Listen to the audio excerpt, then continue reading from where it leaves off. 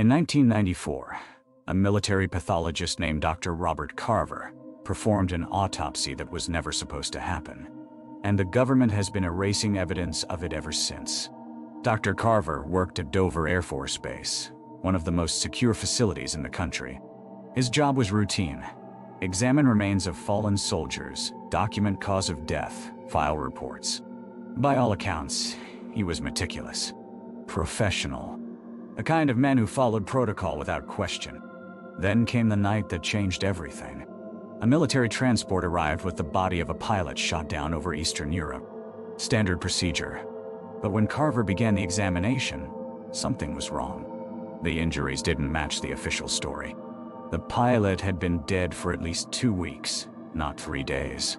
There were chemical burns on his hands and face, and embedded in his chest cavity was a piece of metal that bore Cyrillic markings that suggested the aircraft hadn't been shot down at all. Carver documented everything: photographs, measurements, blood samples. He filed his findings with his commanding officer, Colonel James Whitmore. Within hours, the entire autopsy file disappeared from the system. Carver's original notes were confiscated. He was transferred, then medically discharged 6 months later for psychological instability, a diagnosis that never appeared in his medical history before that moment. But Carver kept copies, photographs hidden in his garage, notes written in code on the back of old medical journals. He knew what he'd found: proof that the government had lied about that pilot's death, possibly to cover up an illegal covert operation. He tried to tell someone. He contacted a journalist in 1996. The journalist died in a car accident 3 weeks later. Single vehicle. No witnesses. Ruled accidental. In 1998, Carver attempted to reach a congressman's office. His house caught fire that same night. He survived, but barely. The fire department found no accelerant, no evidence of foul play. Just faulty wiring, they said. By 2001, Carver stopped trying to talk. He became paranoid, isolated. He'd spot the same unmarked sedan on his street. He noticed his phone line making strange clicking sounds. He documented everything in a journal, filling over 300 pages with observations, dates, times, a desperate record of surveillance. On March 15, 2003, Robert Carver was found dead in his basement. Officially, suicide by overdose. But his autopsy report was sealed immediately. No family viewing. His body was cremated within 24 hours. His wife was paid a settlement agreement she was legally forbidden to discuss. His children were kept away from his personal effects. What most people don't know is that Carver's original autopsy photographs still exist. They're stored in a private archive maintained by a retired federal agent who obtained them before the government could.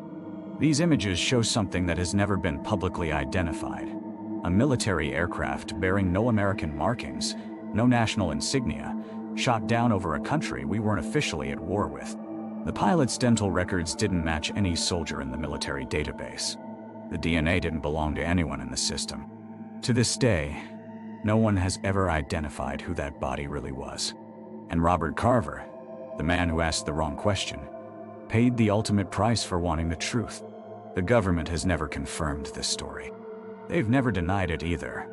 And that silence speaks louder than any official statement ever could. In 1997, a man named Thomas Whitmore walked into a federal building in Arlington, Virginia, with a briefcase full of documents. 3 days later, he didn't exist anymore. Not dead. Erased. I know this because I found his file. My name doesn't matter anymore. What matters is what I discovered while working as a records clerk at the National Archives. It was supposed to be mundane work, cataloging decades-old documents, filing, organizing. But in the spring of 2019, I found something in a misfiled box marked destroyed. Do not process. Inside were photographs, personnel files, medical records, all belonging to people who, according to every official database, had never been born. Thomas Whitmore was one of them. His driver's license was there, his social security card, newspaper clippings from 1995, announcing his promotion at a pharmaceutical company. But when I searched the government database, nothing. No record he'd ever existed. His family didn't appear in any census. His childhood home had been reassigned to someone else in 1998. I kept digging. The box contained 847 names across 3 decades, all erased, all meticulously documented in this hidden file. The pattern became clear when I found the medical evaluations. Every single person had been part of a classified program called Project Clearwater, something to do with neurological testing and behavioral realignment. The last entry in Whitmore's file was dated October 12, 1997. It read, "Subject terminated from program. Status: administrative dissolution authorized." They didn't kill these people. They made them disappear from existence itself. I photographed everything. Names, dates, addresses. I was planning to contact a journalist when my supervisor called me into her office. She sat across from me with an expression I'll never forget. Not angry, but sad. Resigned. "You found the Clearwater box," she said. It wasn't a question. I tried to deny it, but she held up her hand. She told me about a protocol, that certain files are removed from existence for national security purposes. That people involved in classified programs sometimes need to be retired from the record. She explained it like she was discussing weather. Then she said something that froze my blood. "We've been documenting this conversation for the last 5 minutes. You have 48 hours to decide if you want to remain in the system or be removed from it."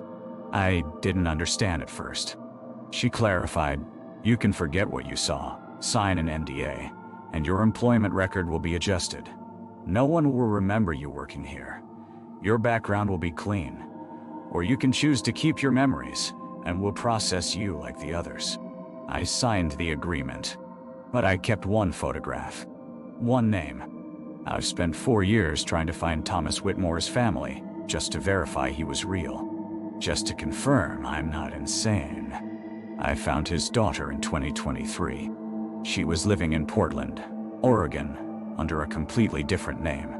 She didn't recognize me, but when I asked her about her father, something broke in her eyes. She said she'd been having dreams about a man she couldn't remember. Dreams where he was calling her name. She said she'd been in therapy for years trying to understand why she felt incomplete. Her father's face was imprinted in her DNA-level memory, even though the government had successfully erased him from every official record. That's when I realized the truth. They can delete you from the system. They can remove your name from every database, every document, every proof you existed. But they can't erase you from the people who loved you. A question that keeps me awake is simpler and more terrifying.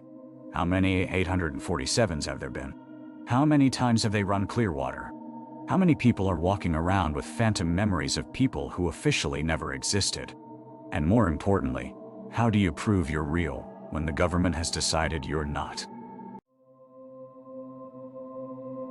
In 1987, a radio engineer in Denver intercepted a transmission that wasn't supposed to exist, and within weeks, he disappeared from every official record. His name was Marcus Webb. He worked the graveyard shift at KRSJ, a small FM station on the outskirts of Denver. Most nights, it was routine. Playing music, reading weather reports, collecting a paycheck. But on March 14, 1987, something changed. Around 3 a.m., Marcus noticed interference on an unused frequency. Not static, not feedback. It was structured, rhythmic. He made a decision that would cost him everything. He recorded it. What he captured was a voice. Calm, clinical, reading names. Hundreds of names. But these weren't celebrity deaths or missing persons reports. These were everyday people. Names followed by dates, locations, and something worse. Designations. Category A. Category B. Category C. Marcus recognized one name immediately. His neighbor, Sarah Chen, who'd vanished 2 weeks earlier. The report said she was Category B, flagged for relocation. But Sarah hadn't relocated. She'd vanished. Over the next 72 hours, Marcus did something dangerous. He cross-referenced the broadcast with missing persons reports, death certificates, and hospital records. What he found suggested a coordinated operation. People selected, removed, and erased from existence so cleanly that most families didn't even file reports. They couldn't explain what had happened. He tried going to the police. The detective who took his statement seemed more interested in Marcus than the evidence. Within hours, 3 people visited his apartment. They showed credentials. Federal. They didn't threaten him. They didn't need to. They simply told him the tape would be confiscated for national security reasons, and that further discussion of what he'd heard would result in legal consequences he couldn't afford. But Marcus had already made copies. He mailed one to his brother in San Francisco. He hid one in his apartment wall, and he continued working at the station, hoping to capture more of the broadcasts. Then, on March 28th, Marcus went to work and never came home. His brother called the police. They found no record of Marcus Webb at KRSJ. No employment history. No apartment lease. When Marcus's brother tried to show them the tape, it was blank. Completely blank. As if it had been magnetically erased. The Denver Public Library still has the original newspaper article about a missing person named Marcus Webb, dated April 3rd, 1987. But if you try to look up employment records, apartment leases, or even high school transcripts, you'll find nothing. It's as if the federal government didn't just make Marcus disappear. They made him retroactively erase. But his brother kept the blank tape. For 37 years, he's held on to it, knowing that once it was physically recorded with a federal transmission, something destroyed it remotely. The technology to do that in 1987 was supposedly impossible. The question nobody has been able to answer is simple. If they could erase a tape across miles of distance, what else can they erase? And how many other Marcus Webbs are out there? People erased so completely that their own families can no longer remember them. In 2003, every birth certificate issued in the United States between 1987 and 1991 was systematically removed from public records. Nobody talks about it. The government never acknowledged it. But the people born during those 4 years, they started noticing something was wrong. My name is David Chen. I was born in March 1989. For most of my life, I never questioned my existence. I had a social security number, a driver's license, a job. I was real. Or at least, I thought I was. It started when I needed to get a copy of my birth certificate for a mortgage application. The hospital in San Francisco where I was born said they had no record of my delivery. That was odd, but not impossible.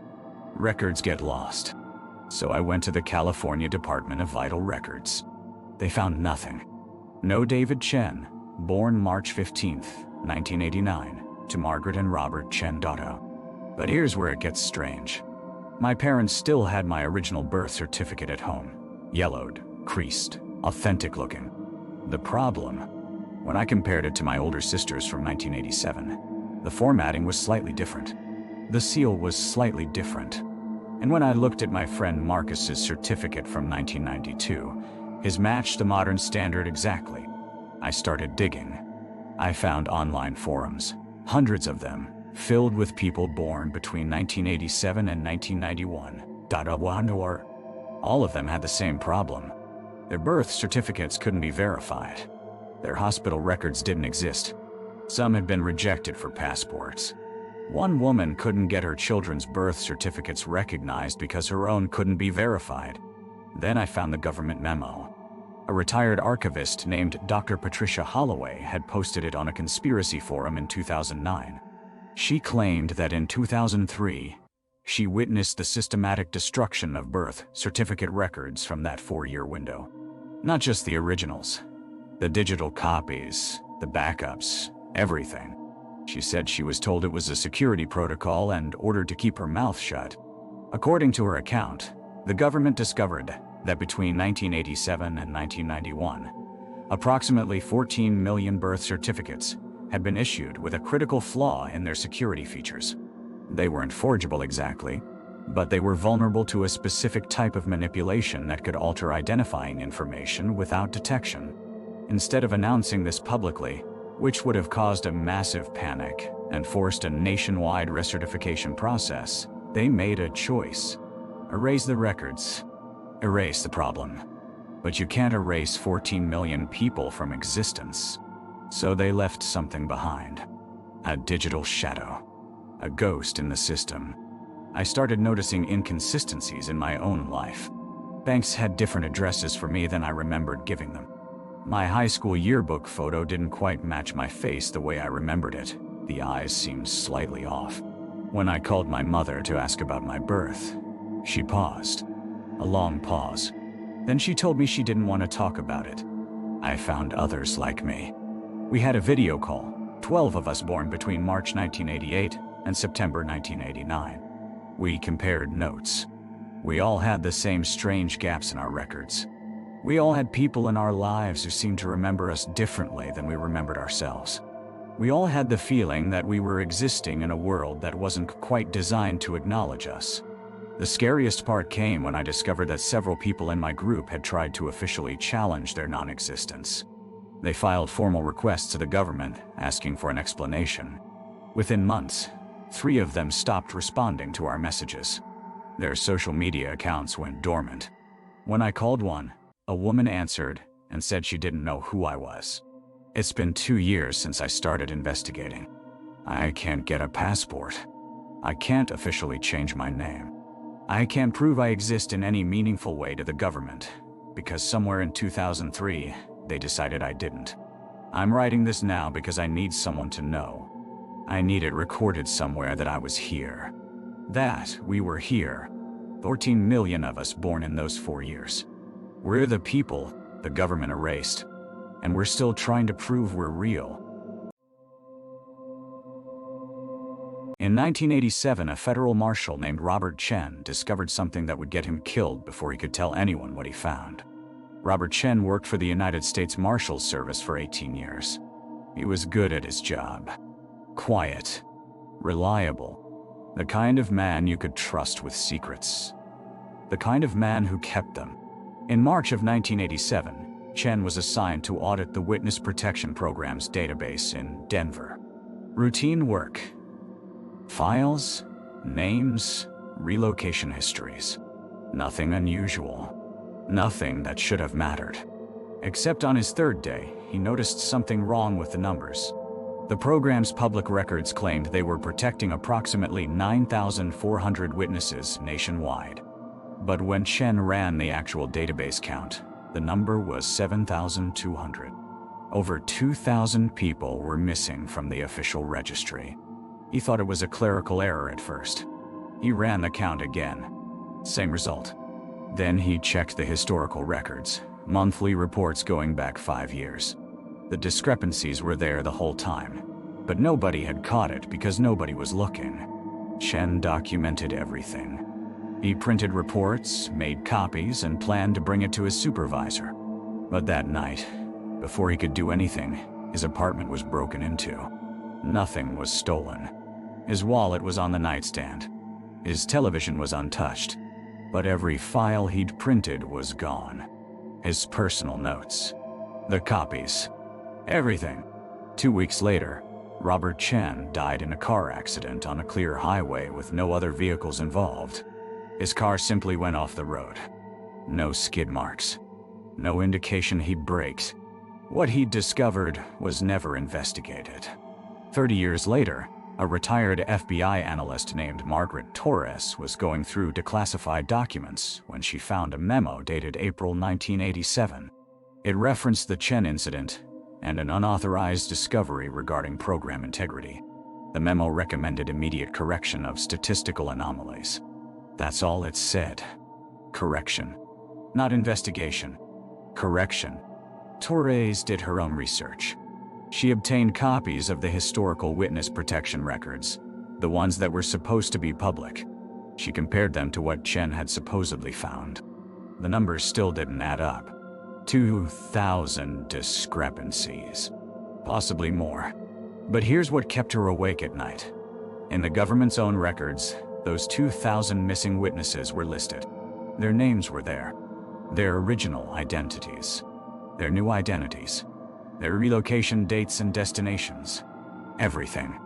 Someone had compiled all that information into one accessible place. A complete registry of every person the government had supposedly hidden and protected. And then someone had made sure nobody outside a very specific circle would ever know it existed. Margaret Torres submitted her findings to the Department of Justice in 2019. She received a response within 48 hours. The memo said her research involved improperly classified materials, and that any further investigation would compromise ongoing operations. She was told not to contact anyone about what she'd found. She didn't listen. On a Tuesday morning in October 2019, Torres walked into her local FBI field office to speak with an agent she knew. She never made it to his desk. According to the sign-in logs, she never entered the building at all. No record of her visit. No security footage showing her arrival. She called her sister that evening, terrified, saying she'd been followed since leaving her apartment. Then, the calls stopped. Margaret Torres has been missing for 5 years. The Witness Protection Program continues to operate. Every year, they claim they're protecting thousands of people, moving them to new cities, new identities, new lives. But somewhere in a sealed database that nobody's supposed to know about, there's a complete list of everyone they've ever relocated. And somebody is making very sure that nobody like Robert Chen or Margaret Torres ever gets close enough to ask why the public numbers never match the real ones. Or worse, why some of those names in the database belong to people who've been dead for years. In 1974, a junior archivist at the National Archives discovered something in the basement that would cost him everything, and the government knew he'd found it. His name was Thomas Brennan. He was 26 years old, fresh out of college, and excited about his job, cataloging forgotten documents in the depths of the archives building. Most of the work was mundane. Dusty files, faded photographs, the usual bureaucratic waste. But one Tuesday morning, while reorganizing boxes in a section marked Restricted, 1952, Thomas found something unusual. A roll of microfilm wedged behind a metal support beam. No label. No documentation. Just 30 years of absolute silence sitting in the darkness. He threaded it into the viewing machine. What he saw over the next 4 hours changed everything. The microfilm contained records, detailed government records, of a classified medical experiment. The details were clinical, cold, methodical. Photographs of subjects, data tables, consent forms that bore obvious forgeries. The dates ranged from 1947 to 1951. The location was listed as a facility he'd never heard of in rural Maryland. Thomas knew immediately what he'd found. A secret that had been buried deliberately. A truth someone had tried to erase completely. He made a photocopy. Just one. He didn't tell anyone. He simply put the original microfilm back where he'd found it and went home. 3 days later, 2 men in unmarked suits appeared at his apartment. They didn't have a warrant. They didn't need one. They simply walked in, found the photocopy in his dresser, and told him there had been a mistake. He'd contaminated restricted materials. It was a federal offense. His career was over. But that wasn't the worst part. They told him that if he ever spoke about what he'd seen, to anyone, ever, he wouldn't just face legal consequences. His family would. His sister, who was pregnant at the time. His parents. His girlfriend. They didn't make threats explicitly. They didn't have to. The weight of those words was enough. Thomas agreed to their terms. He signed documents he wasn't allowed to keep a copy of. He left his job the same week. He never told a soul. For 40 years, he kept quiet. In 2014, at 76 years old, Thomas decided to write it all down. Not for publication, just for himself. An account of what he saw. The names on those consent forms. The details of the experiments. Everything he'd memorized that day in 1974. He finished writing on a Thursday evening. By Friday morning, he was dead. The official cause was a heart attack. He had no history of heart problems. A week later, his apartment was cleared out by professionals. His family found nothing. No journal. No notes. No evidence that he'd ever written anything at all. But someone, somewhere, still remembers what Thomas Brennan saw on that microfilm in 1974. And they're still making sure nobody else ever finds out.